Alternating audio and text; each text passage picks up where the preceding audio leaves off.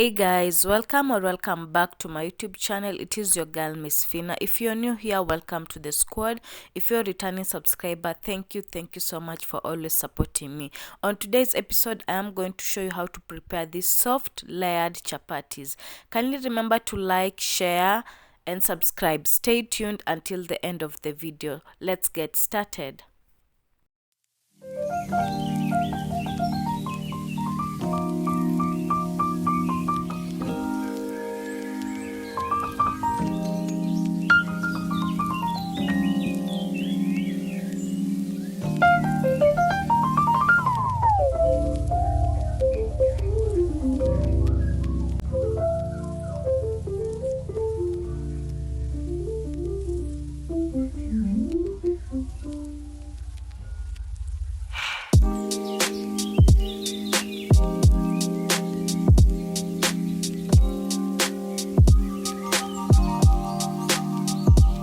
First things first, make sure you sift your flour to just get rid of some of the large particles that are always in the flour while it is packaged. Next, you add in your sugar. I used 2 tablespoons of sugar and 3/4 tablespoon of salt, and then now you add in your warm water as you keep on mixing and mixing until it binds itself together.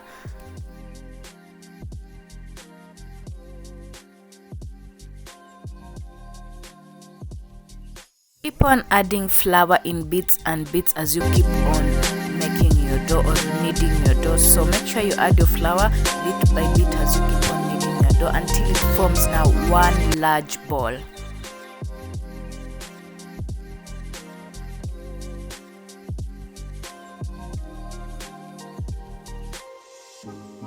When the ball is about to form itself well, you also add in a little bit of oil, maybe 2 tablespoons of oil into your flour, and keep on kneading it. It just softens the chapatis generally, so make sure you add in oil and then knead it all through until you're done.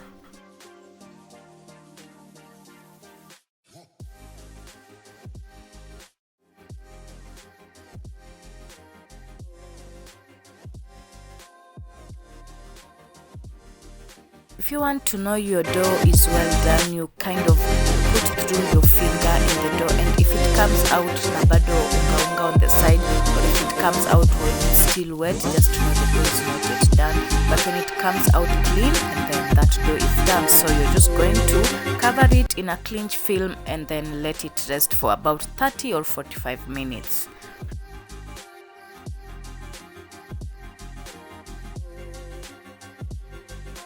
Make sure to smear some oil on the dough to avoid dryness before you wrap it up in the cling film.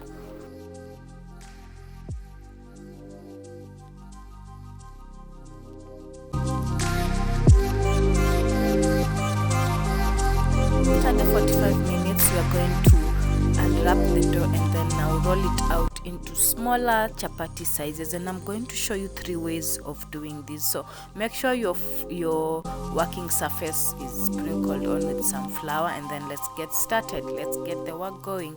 You can cut it into smaller, and then roll them out parts into circular shape.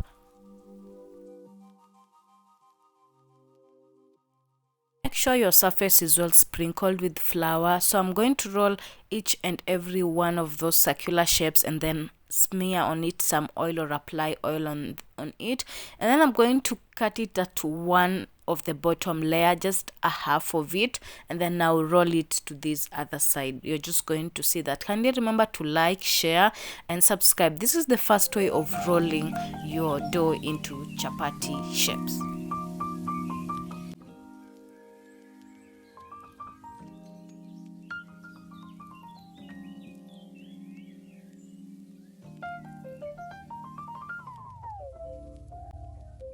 The second way, you roll those smaller circles, just generally an oval shape, let me say, and then apply oil on it, and then now I'm going to roll it. Let me just show you. I don't know how to make it. Like, I'm going to form a spiral shape, and to form it, this is how you roll the dough. Inside out, inside out.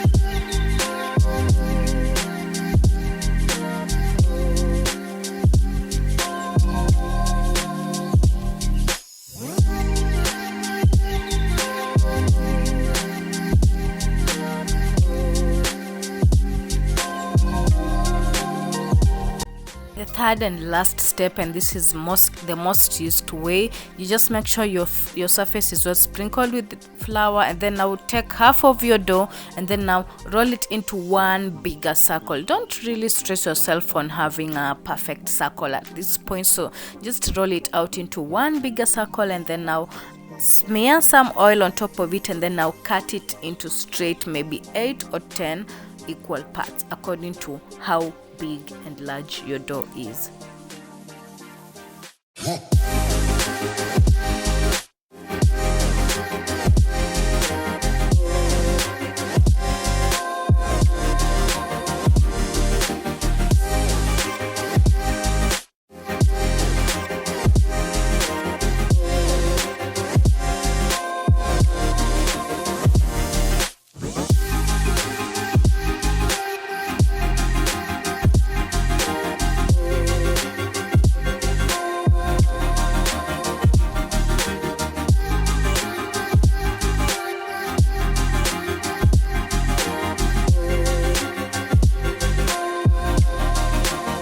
So this is the outcome, and this is how they look. They already look layered up actually. So on to the next step. And then one more step I want you to note, or one more thing I want you to note, is that make sure your rolling pin is always also sprinkled on with flour all the damn time. So make sure your rolling pin is also has been sprinkled on some flour. Don't use a dry rolling pin, it just makes it harder to roll this dough out.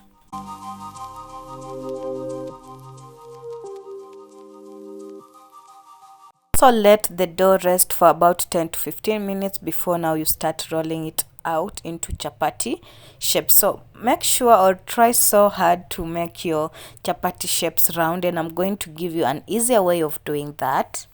First key point, make sure your surface is well sprinkled and also your rolling pin is well sprinkled, and then now you're going to roll this dough from side to side, side to side, side to side, until you can make a circular shape.